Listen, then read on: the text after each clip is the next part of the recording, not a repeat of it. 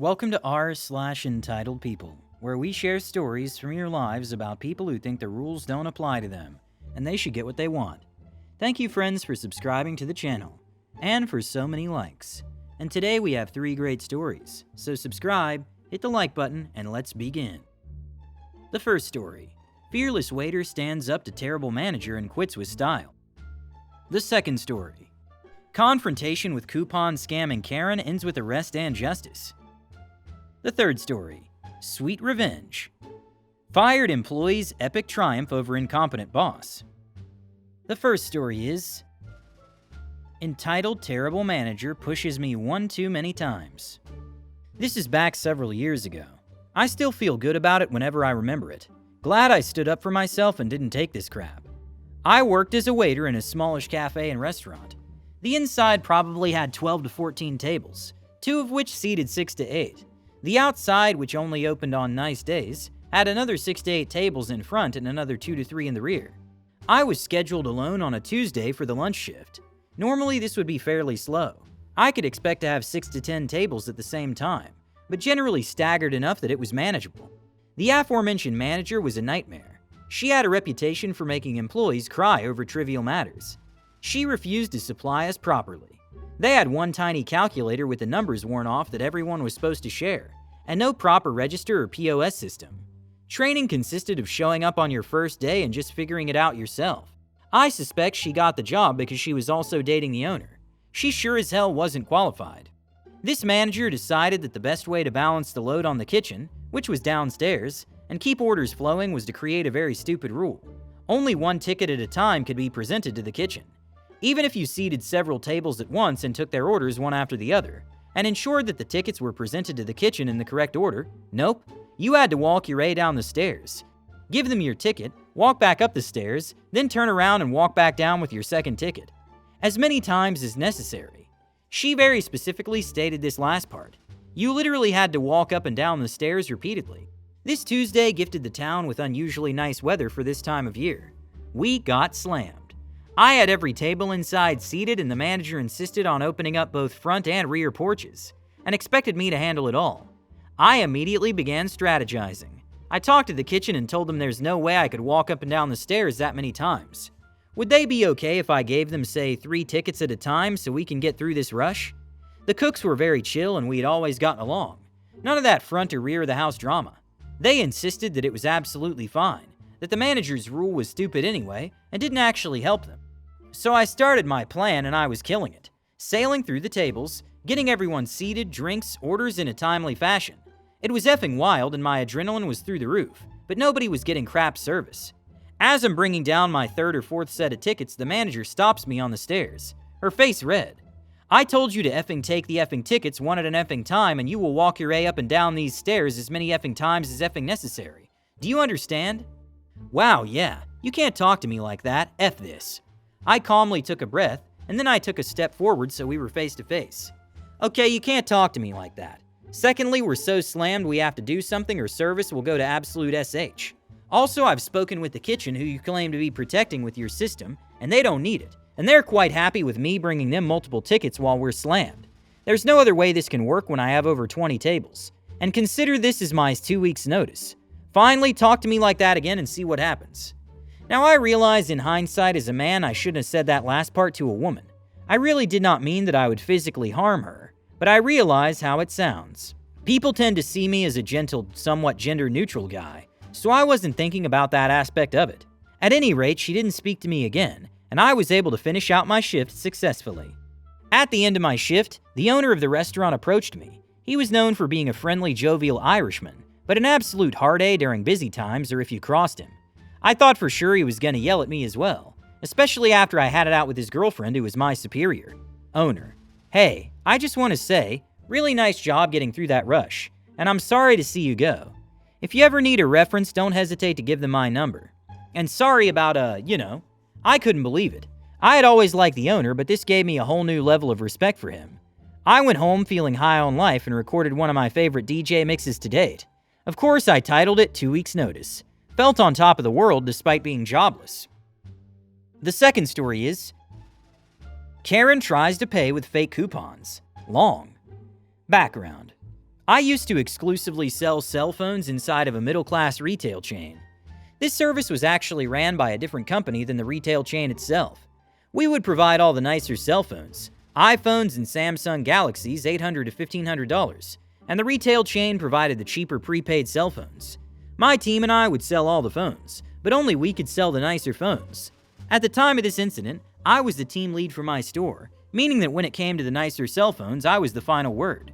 We never discounted the phones directly, but various service providers would authorize rebates and incentives, and that was it. When you bought a nicer phone from us, we would directly pull up your service provider account and set up the phone directly, and they would provide any discounts, credits, or rewards. We were able to report fraud through this system. The story. It was a slow day at the cell phone station, so I decided to do a cold sale lap of the store, leaving a newer team member, let's call her Tina, in charge of the cell phone area for the 20 to 30 minutes it would take to find someone to buy a phone. I was gone maybe 10 minutes before I get a call from the store manager, asking me to get back to the cell phone station because there was an issue. When I get back, I see Tina is about to cry, while an overweight Karen is holding a small piece of paper and yelling at her. As I get closer, I hear the word coupon, and immediately I know what's about to go down. Less than a week ago, Tina had accepted several fake coupons. My day off and her partner called out without telling me, and severely discounted the nicer phones on the fake coupons. She was new and we hadn't covered that you can never discount the phones yourself, nor that we never had coupons for these. Afterwards, I made it clear to her that our team will never discount the phones. Cut back to the present. I see the store manager watching from around the corner. I waved him off and strode forward. Facing Tina, I asked what's going on. Tina let me know that the Karen wanted the newest iPhone and was trying to issue a 99% off coupon. Before she could continue, the Karen cut in, "I don't know what the issue is. She accepted these coupons last week from my friends." Karen then pushed the coupon towards Tina. Like that would magically change the situation. I told Tina to take an extra 15 in the back, and then turned back to the Karen. I was peeved, and I think it was showing just a bit, because Karen flinched. While I hadn't been in too much trouble over the coupon issue the week prior, I had been passed over for a promotion to another store because of it, and I was not in the mood. Not only was she basically trying to steal a phone, she had specifically targeted Tina. Who told you that Tina would accept this ridiculously fake coupon? Was it Kathy? We had records for the nicer phones, and Kathy's account was banned from every one of our locations because of the prior incident. Karen became pale at the last question, and I think she realized that she was in trouble. She had tried to mention something about the retail chain accepting these types of coupons, and I laughed. I explained that the retail chain didn't have any say over the nicer phones, and that we worked for a different company. She tried to insist that we had already taken these coupons before, so why couldn't she use them now? At this point, I was done and told her in no uncertain terms that we will never discount the nicer phones, and that she would not be purchasing phones from this location, period. Fortunately for me, the store manager had hung around and I called him over. "Can you call asset protection?" I picked up the coupon and handed it to him. Using a fake coupon is stealing, and this woman also knows Kathy from last week. Karen tried to run, but we were lucky in that police were already at the entrance for an entirely separate issue. I heard later that Karen did get past them initially, but the police were informed of the situation and were able to detain Karen before she made it to her car, and then arrested Karen. Unfortunately, I don't know what happened after that, but I did give a statement about this incident 2 weeks later to the police, so I think charges were filed.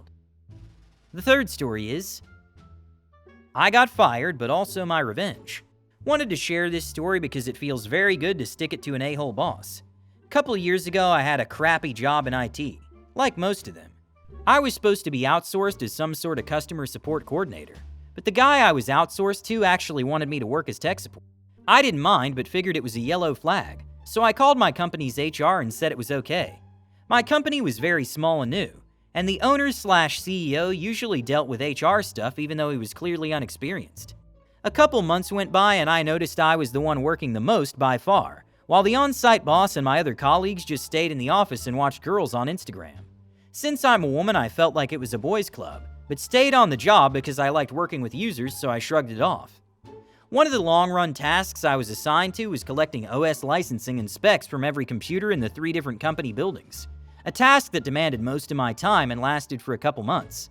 I filled an individual form with the data from each computer and had it signed by its user, so I carried a big A binder with every single form everywhere I went. I was told to preferably keep that binder with me, and take it home after I was done for the day, so it wouldn't get lost or manipulated, and so did I. As time went by, I started feeling more alienated by my team and my boss's demands. Became increasingly out of place, up to fixing a security camera. I went from my previous perhaps I shouldn't be doing that to a straight up no. From then on, they all started practically ignoring me, which I reported to my company to no avail. I was already past the probation period, so they would have to compensate me if they fired me. I figured they'd send me to some other company or whatever, but that didn't happen. The last day I worked there, the boss was on the same building I was collecting data. It was the smallest building, so I'd finished that day, which I couldn't because the boss decided to make me tag each computer's wires in a certain way.